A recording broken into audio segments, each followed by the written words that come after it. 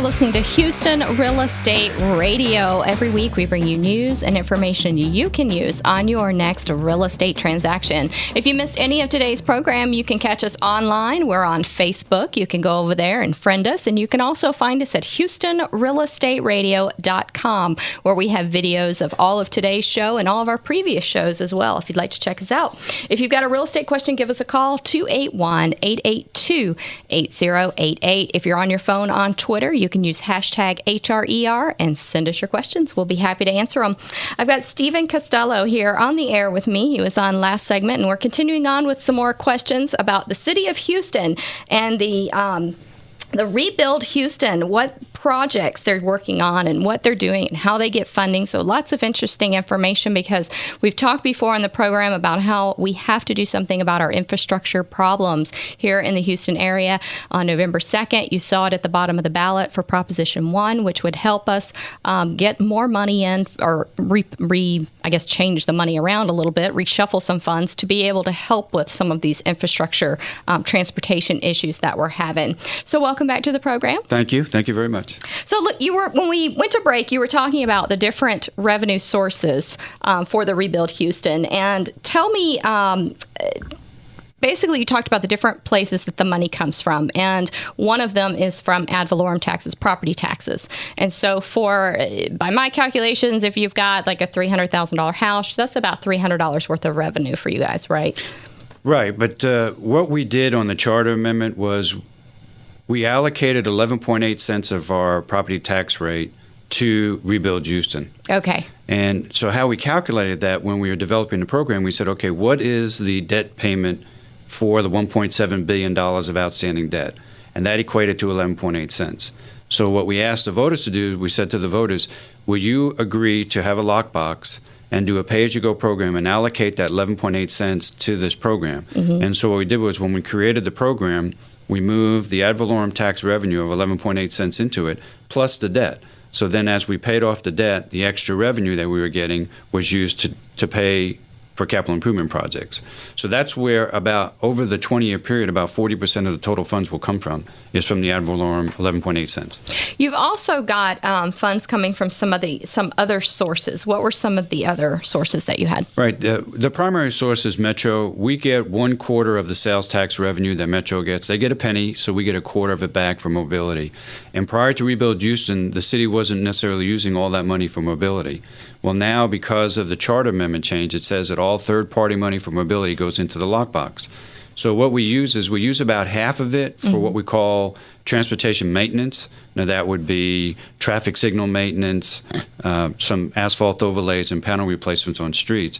And then the balance of it, which would be about $50 to $60 million, goes for actual capital improvements of rebuilding an entire street. Now, TxDOT, Metro, those funding sources, is there any, are there going to be any increases in any of that? Any increased revenue for you guys? Anything that they're doing to increase revenue that would increase the money you're getting? Prior to Rebuild Houston in 2010, we were getting about $20 to $30 million from TxDOT. Mm-hmm. We're not getting any of that money. We haven't gotten any more money from TxDOT since then. And so the state was challenged in terms of extra dollars and working with the city. So this was a way for one of the initiatives for Rebuild Houston is to create this program to where we have a dedicated funding source that we can rely on year after year. What do you see as the problems that happened with Rebuild Houston? It's been around for about 5 years. What were some of the issues that y'all ran into? I think I said that earlier in the first segment. A lot of it had to do with the lack of communication on the part of the city. I mean, I think we're our own worst enemy. We need to do a better job of communicating to the public what we're doing and why we're doing. You know, initially there was a comment about the fact that once we created a lockbox, we were literally shifting people over to it and taking them out of the general fund. And what we were doing was, yes, we moved those people over there. They were maintenance-related people, but we also moved the revenue from Metro that was paying their salaries. So we moved everything over there. And so it's the whole idea is to get together with the public and be able to convey to them what we're doing. The other thing is on capital improvement projects, As engineers, we're not very good communicators. So Public Works would say, give me the problem, I'll come back when I got it fixed. And, the public doesn't want that. They want to know what we're doing, why we're doing it, why we make the decisions that we make. So we're seeing Rebuild Houston now starting to say, well, we're going to reach out to the community when we figure out we're going to do a project. We're going to reach out to the community when we design it. Then we're going to reach out to the community when we start construction. So it's just being more transparent. Yes, absolutely. Interesting. All right. The developer drainage impact fee, is that a fee that you feel like is going to have a trickle-down effect to homeowners? Well, it's a fairly nominal amount of money that we had projected over a 20-year period. And basically what it is if the developer comes in and they redevelop an entire area and change the drainage dynamics of the area, then we would like to have an impact fee allocated to it. We have impact fees already in place for water and sewer, and so this was just another impact. And we don't charge the entire impact amount. What we do is the city actually looks at what the total fees would be, and then we can charge up to 50% of that by state law. So we were following a state law program. And so I think it'll have some impact in an area that obviously any cost of development will trickle down to the actual price of a home. Well, we know that all these are issues facing Houston because we have so many people relocating here every day. There's such a demand in the area. Do you think that we're going to be able to get a handle on some of these infrastructure problems that we have? I think the challenge we will have is in today's world, everyone wants immediate response. And this is more of a long-term investment, and we have to do a good job of communicating that, and then also highlighting our successes. The city's never been done that before, where they said, hey, look at what we've done already, look at what we built. In fact, I live just east of Shepherd, and they're doing a major road construction on Shepherd. And if we didn't have Rebuild Houston funding, that project would have never been started. There's so much construction going on all around the city. I think it's hard for is it hard for me? I think it's hard for people in the city to know where that funding's coming from for that project, because you see something going on and you don't know whether it's TxDOT, Metro. You don't know where that money is coming from or who's heading up that project unless you really stay on top of it. The city, we put out a big billboard on every city project that has this orange thumbs up for progress. So if you see a billboard, then you'll see that it's a city project. But it's reasonable to assume that most work that's within the city that's not on a highway is going to be a city project. Okay. And that was initially our way of communicating to the public. We've got to do a better job of doing that. Thumbs up sign. Yeah, if you don't recognize the thumbs up, then we're not doing a very good job right now.